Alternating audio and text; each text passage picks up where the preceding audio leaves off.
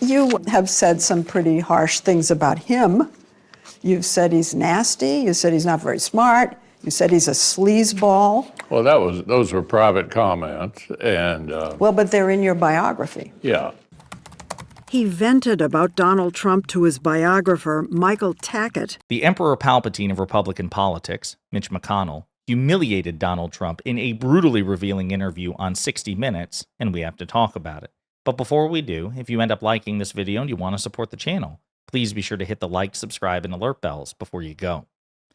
All right, friends, we have several clips to talk about in this video. Mitch McConnell, with the exception of Donald Trump, is the most consequential Republican in modern American history.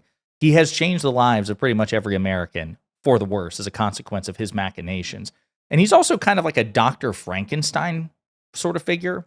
We'll get to that. But I want you to see clips from this interview on 60 Minutes because McConnell is infamously stoic, right? This is a guy who is a team player for the Republicans. He doesn't complain. He doesn't publicly dissent. He doesn't, create drama or make waves. He is just stone-faced and inscrutable. Not during this interview. He gets surprisingly emotional, surprisingly vulnerable, and he gives his true thoughts on Donald Trump. So we're going to play some of these clips, starting with this one, in which he reveals some of the substantive disagreements that he has with Donald Trump that he plans to more publicly litigate.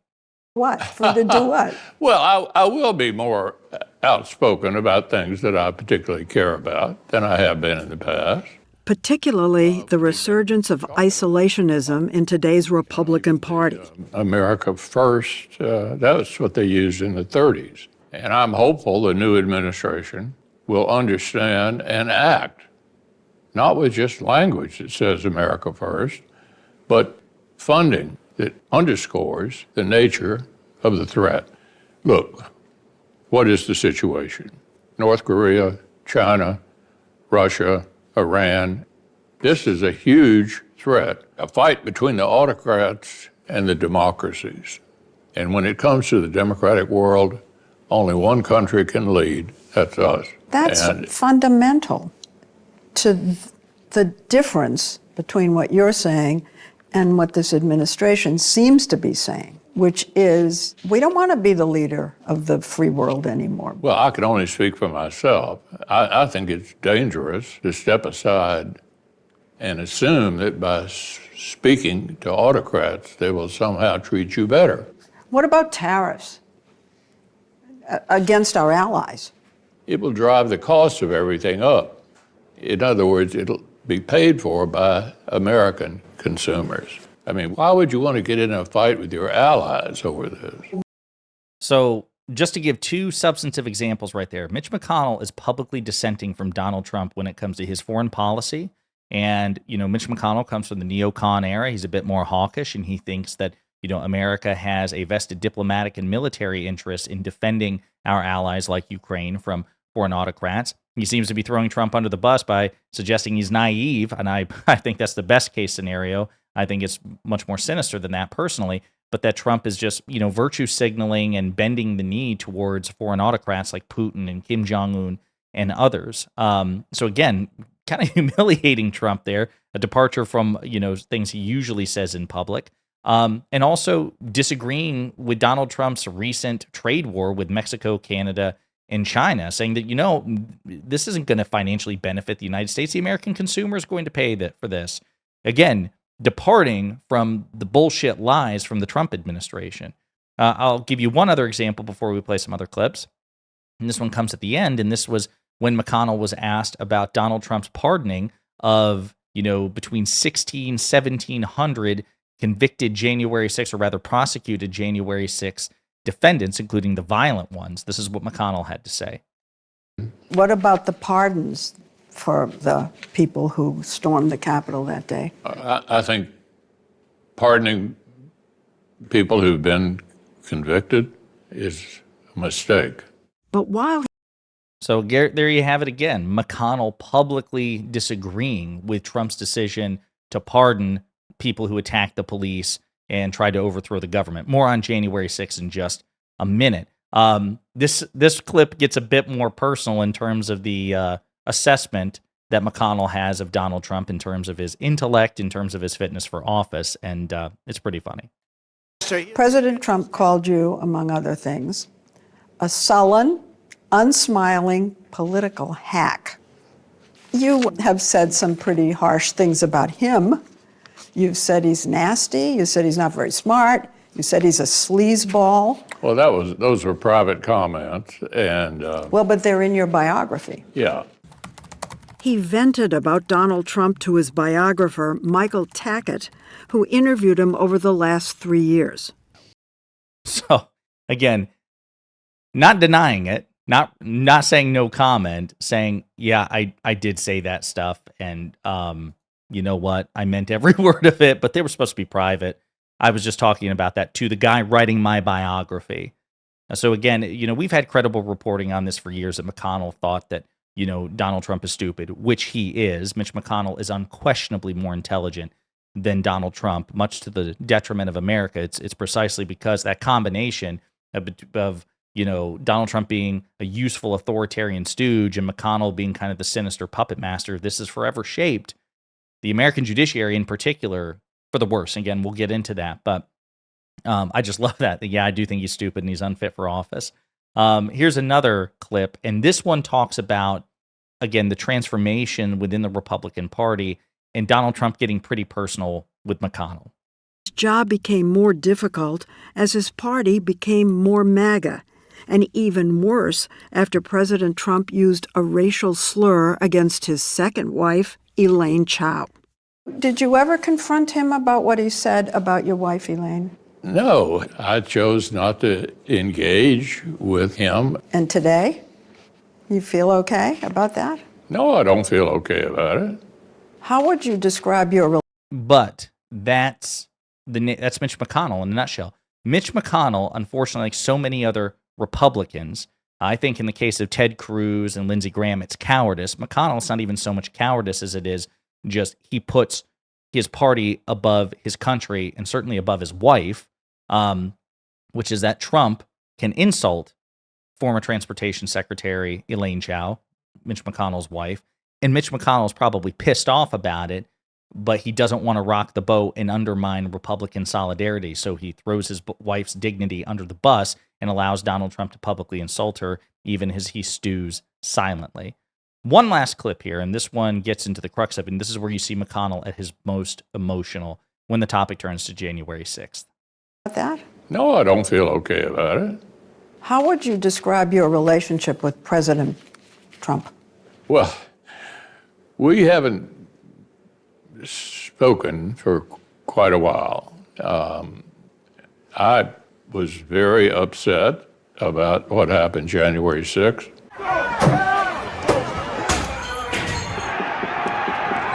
You had to be evacuated from the Senate along with other leaders. Your staff was in your office. The rioters were banging on your door. Someone with a flagpole broke a window into your office. Well, my staff in the Capitol was putting furniture up against the doors To prevent them from to coming in. prevent the rioters from outside from breaking the doors and getting at them. And what was it about? To try to prevent the orderly transfer of government, which had never happened in our country. Your staff, after the crisis was over, you went and spoke with them. It was a highly emotional situation. You remember? Oh, I remember well Do you remember what you told them? that, yeah, I remember what I told. So again, no sympathy for Mitch McConnell here. Again, we'll get into this, but it's fascinating to me because, again, anybody who's followed McConnell's career knows that he is disturbingly, infamously stoic. Like he's infamous for these in like interviews when people try to ask him personal questions or, try to find a wedge between him and whoever the Republican Party's leader happens to be, including Trump. And he's just like flat-faced, stone-faced. Maybe he might smile lightly and he plays it off. He refuses. He tries as much as he possibly can to avoid the sort of drama that we see, for example, from House Republicans, right? McConnell just really, he's such a party guy. Again, to America's detriment. America is worse off because McConnell is such a party man. He should be he should put country above party, but he doesn't. But to see him like teary-eyed about his memories of the January 6th event 4 years ago, the insurrection, he actually will refer to it that way in just a second. I think it's worth noting, and in many ways it makes what he has done since then even more disgraceful. Here's the rest of that clip. That emotion turned to fury. President Trump is practically and morally responsible for provoking the events of the day.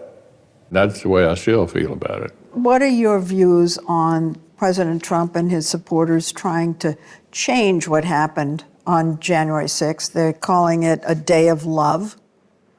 They call the rioters martyrs.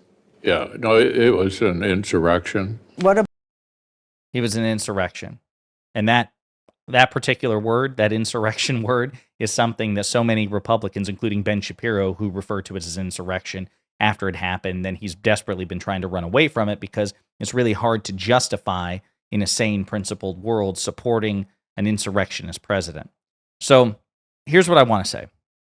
Again, second only to Donald Trump, Mitch McConnell has done more damage to this country, to the judiciary, and I would argue to the Senate as a whole, again, than anybody other than Donald Trump. A lot of people say Mitch McConnell's an institutionalist. Bullshit. It's not true. And we'll probably do a separate video about this because I have not even touched what he did to the Supreme Court. And they talk about this in 60 Minutes. Like, just there's a bombshell there. But with his Machiavellian shenanigans and his bad faith, particularly during the Obama administration, but even a bit during the Biden administration, he has corrupted the Senate. And I said at the beginning, he's a Dr. Frankenstein-like figure. So those of you who have read Mary Shelley's Frankenstein or seen any of the movie or TV adaptations, this is a guy who meddled with things that he should not have, created a monster, and ultimately his life was destroyed by that monster. And I would argue that politically, that's Mitch McConnell. Mitch McConnell aided and abetted Donald Trump, the monster, because he thought he could control the monster. And unfortunately for him, the monster prevailed. Donald Trump is more popular and more powerful by far in the Republican Party, not just overall, but within the party, than Mitch McConnell. He has taken control of Mitch McConnell's party. He has ostracized and sidelined and alienated Mitch McConnell. He is the reason Mitch McConnell stepped down from leadership, is because it is now Donald Trump's party. And Mitch McConnell, outside of Trump, has no one to blame outside of Trump but himself, because Mitch McConnell, like Kevin McCarthy, former House Speaker, should have found the principle and the patriotism to crush Trump politically when he was at his most vulnerable, which was after the January 6th insurrection. Now, I would argue that a sane, principled person wouldn't have supported Trump in the beginning, because Donald Trump is not a principled conservative. Donald Trump is an authoritarian populist who simply latched on to the Republican Party because he recognized the Republican Party would be easier to dupe and manipulate, and already had authoritarian impulses that the Democratic Party simply lacked. Mitch McConnell refusing to whip votes to convict Donald Trump in that second impeachment for January 6th is one of the reasons, if not the biggest reason, that Donald Trump is president right now. Because if McConnell had whipped votes against Trump, it would not only have convicted Trump, it would have neutralized Trump politically, because after a successful impeachment and conviction, you can make it so that that candidate is ineligible from ever running for president again. Mitch McConnell miscalculated, and again, we'll probably talk about this in a separate video, and now he has to deal with the usurpation of his party, and he dedicated his entire life to, by Donald Trump. So he is being mocked and belittled, not just by Trump, but also by Republicans like Josh Hawley, Ted Cruz, and others who are openly mocking and belittling Mitch McConnell. Mitch McConnell has been forced out of power. Mitch McConnell's wife has been publicly insulted. And you can see that Mitch McConnell has serious misgivings about Donald Trump, both his mental state, his intelligence, his authoritarian impulses, and all of that happened because of Mitch McConnell. So we should never forget it, never make any excuses for it. Mitch McConnell, second only to Trump as the worst Republican in modern American history, and helped destroy, or rather helped set this country on a path towards destruction. It's his fault. In the meantime, let me know what you think in the comments.